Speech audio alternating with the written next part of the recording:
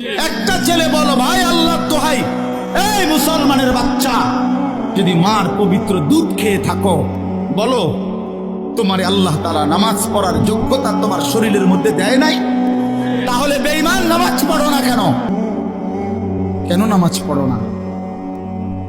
আমি দাঁড় করাই, এখানে তো অসংখ্য ছেলে এখানে আছো, এখন চেহারা দেখলে বোঝা যায় তোমার ওই চেহারার মধ্যে তো হাইওয়ান আর জানোয়ারের চেহারা। যেই হাইওয়ান আল্লাহকে সেজদা করে না। আজকের এশার নামাজ পড়ো নাই, আজকের মাগরিব একটা ওয়াক্ত নামাজ পড়ো নাই, এমন অসভ্য জঙ্গলি এখানেও তো বসে আছো। বেহায়া, লজ্জা করে না? বেহায়া কেমনে ঘুমাইবি বেটা?